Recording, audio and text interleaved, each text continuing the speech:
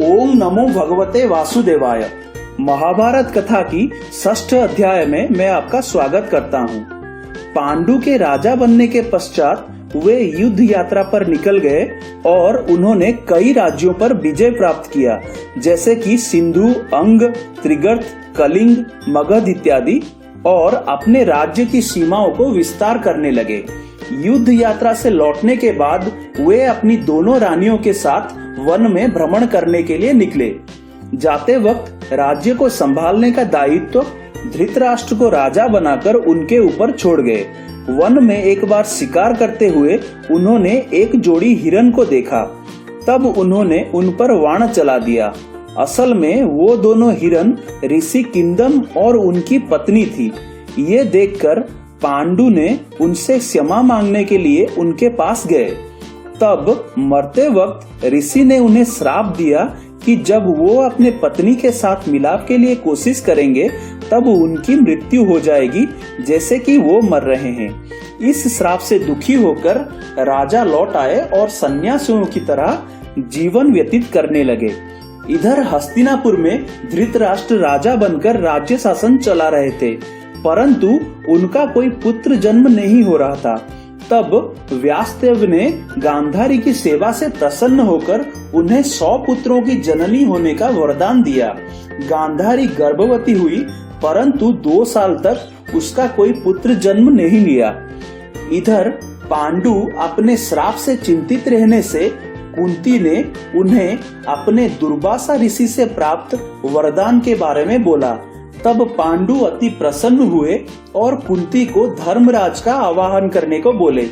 तब कुंती ने धर्मराज का आवाहन किया और उनके आशीर्वाद से युधिष्ठिर का जन्म हुआ।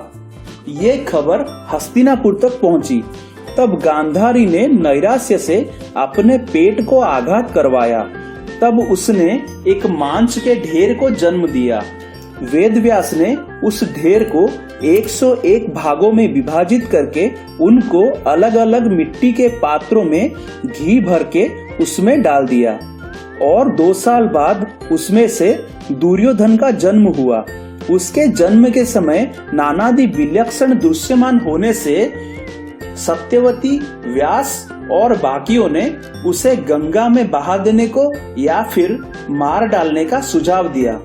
परंतु इतने दिन बाद माँ बाप बने गांधारी और धृतराष्ट्र ने इसका अस्वीकार करते हुए उसका नाम सुयोधन रखा। उसी समय गांधारी के एक दासी को धृतराष्ट्र से और एक पुत्र का जन्म हुआ, जो कि युयुत्सु के नाम से जाना गया।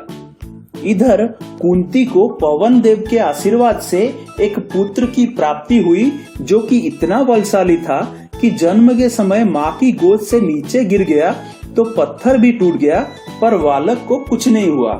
इसलिए उसका नाम पांडु ने भीम रखा। उधर सुयोधन के बाद उन पात्रों में से और 99 पुत्र और एक कन्या दुसला का जन्म हुआ। इधर भीम के बाद कुंती को इंद्र की आवाहन करने से अर्जुन नामक पुत्र की प्राप्ति हुई। इन सब जगहों से दूर उधर मथुरा में अर्जुन के जन्म के समय ही भगवान कृष्ण का जन्म हुआ, जो कि विष्णु के अवतार थे।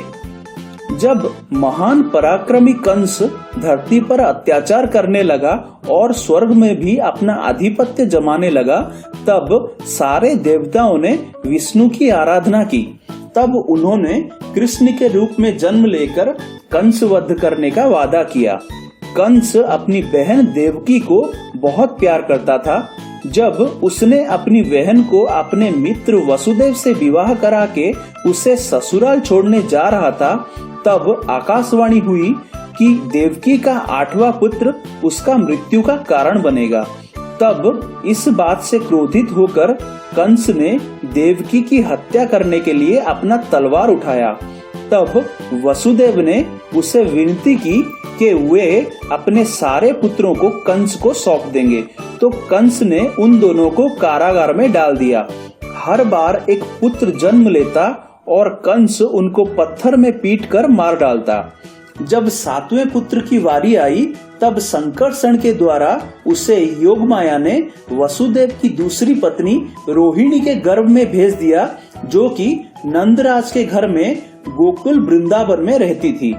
वो 7वां पुत्र शेषनाग का अवतार बलराम थे, परंतु कंस को ये बताया गया कि देवकी का गर्भपात हो गया है।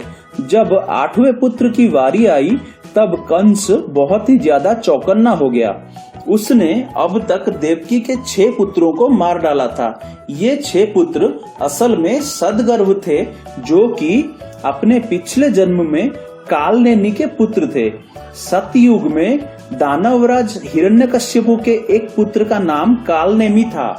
कालनेमी के ये 6 पुत्र उनके पिछले जन्म में महर्षि मरीचि के पुत्र थे, जो कि श्राप के कारण राक्षस कुल में जन्म लिए थे। ये 6 पुत्र हिरण्यकशिपु को भगवान ना मानकर ब्रह्मदेव को संतुष्ट करने के लिए तपस्या करने लगे। ब्रह्मा ने संतुष्ट होकर उन्हें उनकी इच्छा अनुसार वर दिया। ये सब किसी भी देवता, गंधर्व, यक्ष या नाग के हाथों नहीं मरना चाहते थे। तब ब्रह्मा से वर पाकर ये सब समुद्र के अंदर रहने लगे। हिरण्यकशिपु ये जानकर बहुत क्रोधित हुआ और उनको श्राप दिया कि ये सब अगले जन्म में अपने ही पिता कालनेमी के हाथों से ही मृत्युवरण करेंगे। अगले जन्म में कालनेमी कंस बनकर जन्म लिया और उसके ही हाथों इन सब की मृत्यु हुई। जय श्री कृष्णा।